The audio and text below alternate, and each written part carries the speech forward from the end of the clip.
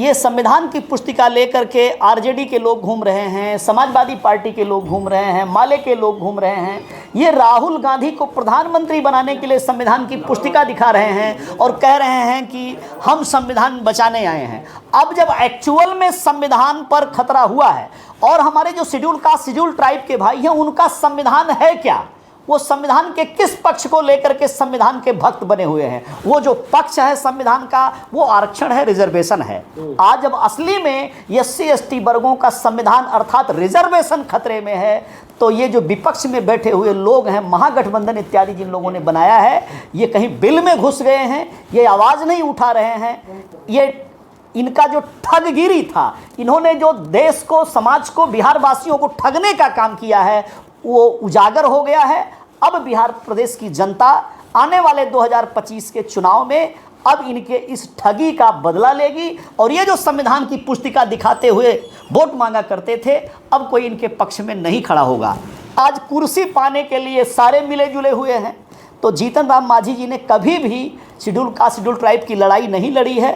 वो बेचारे अपनी कुर्सी के लिए कभी वो नीतीश जी से चिपक गए, आज फिर कुर्सी के लिए मोदी जी से चिपक गए, कल कोई और सत्ता में बैठा हो तो कुर्सी के लिए ये उससे चिपक जाएंगे। ये हमारे एससी एसटी वर्गों की कोई लड़ाई ना तो लड़े हैं, ना उनके वेलफेयर के लिए इन्होंने काम किया है। और खासकर हमारे अनुसूचित जाति के भाइयों में से जिस जाति से जीतन राम मांझी निकल करके आते हैं, मुसहर भाई, उनकी भी लड़ाई बहुजन समाज पार्टी लड़ती है। हमारी लीडर माननीय बहन जी लड़ाई लड़ती हैं। वो जीतन राम मांझी किसी मुसहर भाई की लड़ाई नहीं लड़ते हैं।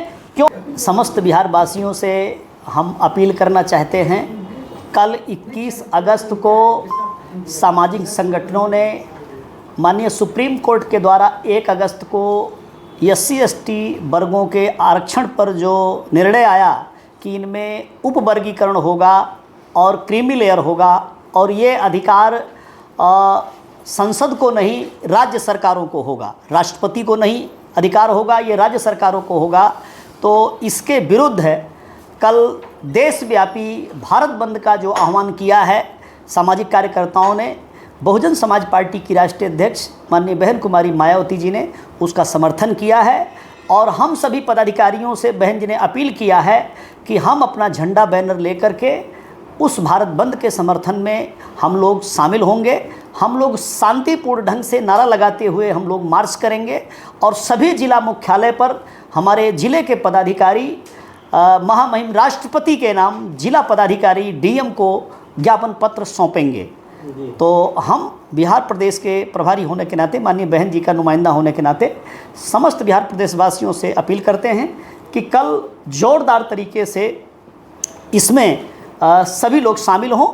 और मैं तो मात्र शेड्यूल कास्ट शेड्यूल ट्राइब के ही लोगों से नहीं कहता हूँ, मैं उससे आगे बढ़ कर के जो हमारे अति पिछड़े समाज के, ओबीसी समाज के, अक़लियत समाज के हमारे भाई हैं, चूँकि जब क्रीमी लेयर और उपवर्गीकरण का प्रारंभ हुआ है तो कल को किसी यादव, कुर्मी और कुशवाहा के ऊपर भी पाबंदी लगाई जाएगी और कहा जाएगा कि आपने ज़्यादा रिजर्वेशन का हक ले लिया है, अब आपको रिजर्वेशन नहीं देंगे। तो ये उपवर्गीकरण ये हमारे आरक्षण के विरुद्ध है। इस बहाने से राज्य सरकारें हमारे आरक्षण को जनरल कोटे में तब्दील कर देंगी, क्योंकि सूटेबल कैंडिडेट नहीं मिल रहा है, इस प्रकार का एजेंडा चलाएंगे और फिर वो आरक्षण हमेशा के लिए समाप्त कर दिया जाएगा। अपना आरक्षण बचाना है। बाबा साहेब डॉक्टर अंबेडकर ने अपना जीवन लगा करके भारत संविधान बनाने के क्रम में धारा 340 बनाया ओबीसी के लिए, धारा 341 बनाया शेड्यूल्ड कास्ट के लिए, धारा 342 बनाया शेड्यूल्ड ट्राइब के लिए। बाबा साहेब डॉक्टर अंबेडकर के कारवां को न रुकने दिया जाए, बाबा साहेब की मंशा के अनुरूप देश रन करे। इसलिए कल भारत बंद में बहुजन समाज पार्टी पूरी तन्मयता के साथ, पूरे जोश खरोश के साथ शामिल होगी। लेकिन मैं पुनः अपील करता हूं कि कोई तोड़फोड़ नहीं करेंगे, शांतिपूर्ण ढंग से भारत बंद का आह्वान करेंगे और महामहिम राष्ट्रपति जी को डीएम के माध्यम से अपना ज्ञापन पत्र सौंप करके विरोध दर्ज करवाएंगे। सर, संविधान बचाने वाले कांग्रेस और सपा इस मामले पर अभी तक चुप है, इसका समर्थन नहीं किया है।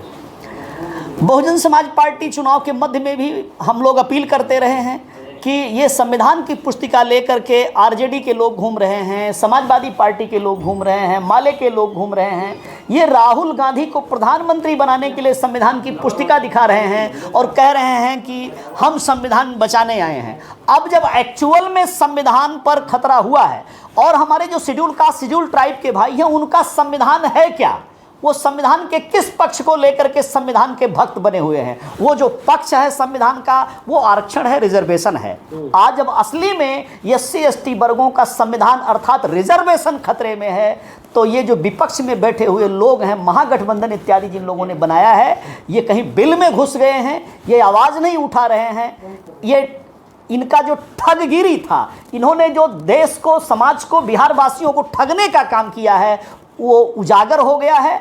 अब बिहार प्रदेश की जनता आने वाले 2025 के चुनाव में अब इनके इस ठगी का बदला लेगी और ये जो संविधान की पुस्तिका दिखाते हुए वोट मांगा करते थे, अब कोई इनके पक्ष में नहीं खड़ा होगा।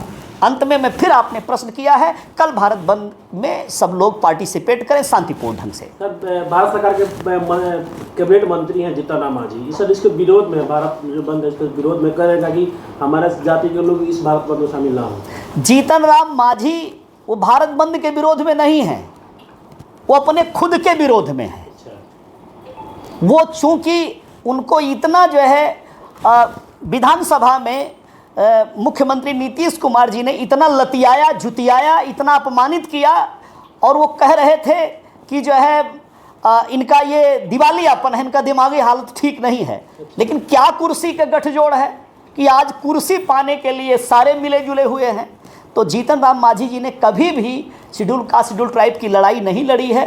वो बेचारे अपनी कुर्सी के लिए कभी वो नीतीश जी से चिपक गए, आज फिर कुर्सी के लिए मोदी जी से चिपक गए, कल कोई और सत्ता में बैठा हो तो कुर्सी के लिए ये उससे चिपक जाएंगे। ये हमारे SC/ST वर्गों की कोई लड़ाई ना तो लड़े हैं, ना उनके वेलफेयर के लिए इन्होंने काम किया है। और खासकर हमारे अनुसूचित जाति के भाइयों में से जिस जाति से जीतन राम मांझी निकल करके आते हैं, मुसहर भाई, उनकी भी लड़ाई बहुजन समाज पार्टी लड़ती है, हमारी लीडर माननीय बहन जी लड़ाई लड़ती हैं।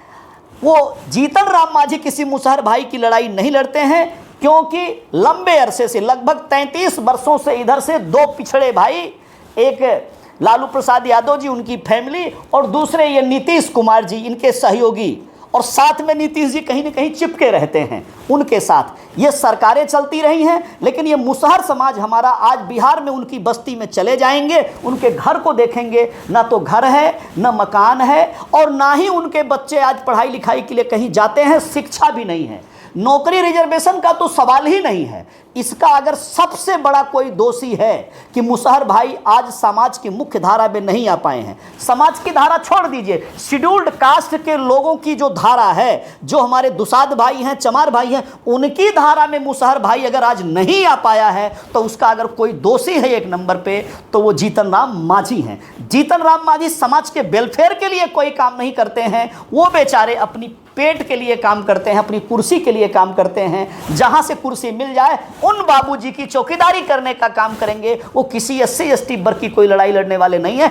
इसलिए मेरा कहना है, ऐसे नेताओं को कल भारत बंद के मौके पर मुसहर समाज के भाई, पासी समाज के भाई, डोम समाज के भाई, मेहतर समाज के भाई, मैं इसलिए नाम नहीं ले रहा हूं चमार, दुसाध, बैठा और पासी, ये चारों थोड़ा जागरूक है। शेड्यूल्ड कास्ट की हमारी वो जातियां जो सुला दी गई हैं, जिनको हक अधिकार नहीं दिया गया है, कल इस भारत बंद के आह्वान में मुखर होकर के आगे आए। जीतन राम मांझी जैसे नेता से जो मात्र कुर्सी से लगाव रखते उनके चक्कर में ना फंसे। माननीय बहन जी ने शांतिपूर्ण ढंग से BSP के कार्यकर्ता शामिल होंगे, नीला झंडा लहराएंगे, महामहिम राष्ट्रपति को ज्ञापन देकर के DM के माध्यम से अपना विरोध दर्ज करवाएंगे, ऐसा माननीय बहन जी ने आह्वान किया है। बिहार के मुख्यमंत्री नीतीश कुमार अभी भी इस मामले पर चुप है, कोई मतलब समर्थन विरोध कुछ नहीं किया है। नीतीश कुमार जी, नीतीश कुमार जी क्या समर्थन विरोध करेंगे? नीतीश कुमार जी तो बड़े खुश हो रहे होंगे मनी मन कि जो कांड अभी सुप्रीम कोर्ट ने पावर दिया है राज्य सरकारों को, ये तो हमने पहले ही कर दिया है। बहुत सारे बुरे काम वो पहले ही कर चुके होते हैं। बिहार के मुख्यमंत्री, उन्होंने पहले ही दलितों में 2 कैटेगरी बनाया, कहा कि ये दलित है और ये महादलित है। मतलब ये अभी 5 लाख कम मारा गया है, 10 लाख इसको ज़्यादा मारो। उसको महादलित बनाने का काम किया है। ये दलित और महादलित बना करके बिहार में उन्होंने हमारे SC ST भाइयों को बांटने का काम किया है, आपस में लड़ाने का काम किया है, मात्र वोट बैंक की पॉलिटिक्स किया है।